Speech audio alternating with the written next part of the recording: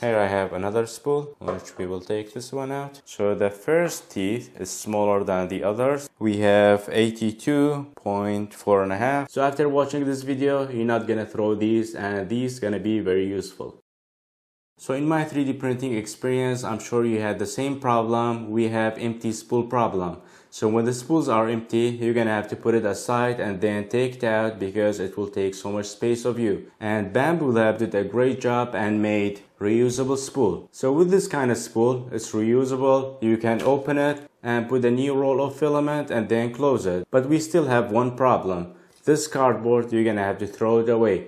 And I thought, why not we make something out of it? It looks sturdy. I was thinking to make it as a box. We always need a box for hardware and all these things we will store. That's this video about. I was thinking to make a box and we will design a bottom and a top. The top will be like a screw and be put together. And I'm thinking not use any kind of glue, just a 2 3D printed part and one lid. It will be screwed on top. I'm thinking to make it like a teeth and it will dig in this cardboard and it will hold it. So after watching this video, you're not gonna throw these, and these gonna be very useful. So we're gonna start with measuring the inner diameter, the thickness, and the height not gonna be a problem because we can't change the height. So we're gonna make two faces. One will be for the bottom without cap and the other one for the top. You have a notch here, so I was thinking to put that cap on the top side because let's say with screwing and unscrewing, maybe you will turn it and we need something to hold it on. So we're gonna take advantage of this notch and we're gonna put the top cover over here. So we're gonna put these aside and take the measurement and work on it on the SketchUp. So let's do it.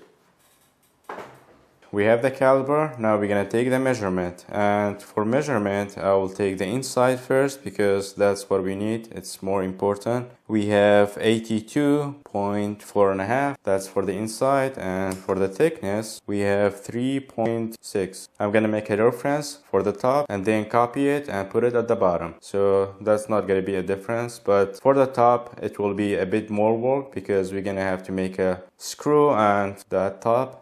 But it's not that bad. We're gonna do it. And that notch, I already talked about it, so we're gonna take that measurement too. I almost forgot. It's 3 millimeters by 6. So we're gonna make a notch and put it here so it doesn't twist. But yeah, I don't think it will twist, but it's for backup plan in case just if it twists. But I'm gonna make it perfect size so it will be snapping in, and then once it locks in, not gonna come out. So when it's like this, you can see it's jagged edge, and if you look at the segments, we have 24 segments. That's why it's jagged edge like this. So what we're gonna do, we're gonna increase that segment. You can go to 50 and it will be way less, but if you make it 100, it will be smooth.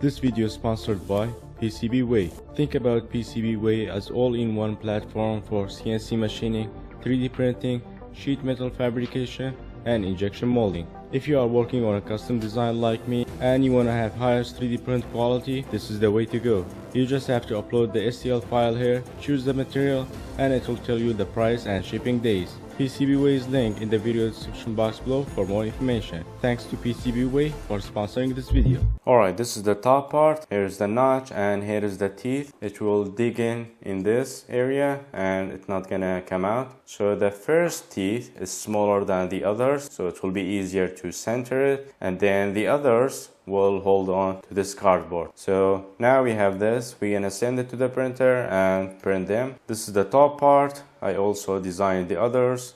Here is the cap. Here is the top part which will be inserted on this, and here is the bottom one which it doesn't have anything, it's just a flat part. And all these gonna be printed without support, so you're not gonna waste any material when you're doing this. And while I was designing this, I thought about something else. Sometimes this will be small, we need bigger than this. So what I did, I made a connector so you can connect two of these together with one of these. But that will be after we testing out all these, and then I will print this, because the reference of this teeth I was talking about, which it will goes here, I'm not sure it will be very good maybe we will resize it again, but if it's good, then we will print this as well. Let's send it to the printer and print these. We have 3 pieces and it came out really good, and I'm surprised. That measurement came out great with the first try. Alright, now we're gonna put this one on. The first thing you have to do, you have to remove this. We don't need that. And this is the top part. So we're gonna put this one on. We're gonna align the notch. The notch is here and I'm aligning it. Then we're gonna press it.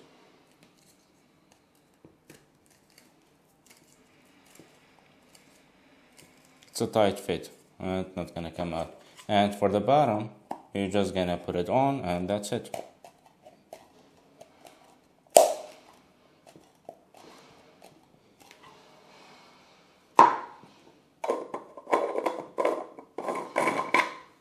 So now we know this one is working very good and the teeth are holding the cardboard very well. Now I'm gonna print the connector between these two and stack 2 of these on each other. And there will be no limit, you can stack 3 of them on each other. Not gonna be a problem. But yeah, let's do that. With this one, I printed on Bambu Lab H2D and I used multicoloring because with the multicoloring like this, it's not gonna waste so much filament, and I like how it came out here. But yeah, let's put this aside. Here I have another spool, which we will take this one out. And I realized some of the spools have these holes for the filament, but some of them doesn't have that. So let me know, is your filament spools like this, has these extra holes, or it's just an old spool? Let me know. So this is the connector and it has teeth on both sides. So we're gonna put this one on like this.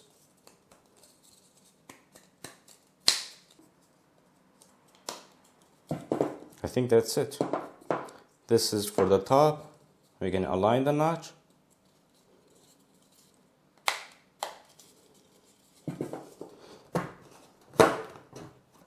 And here's the bottom part.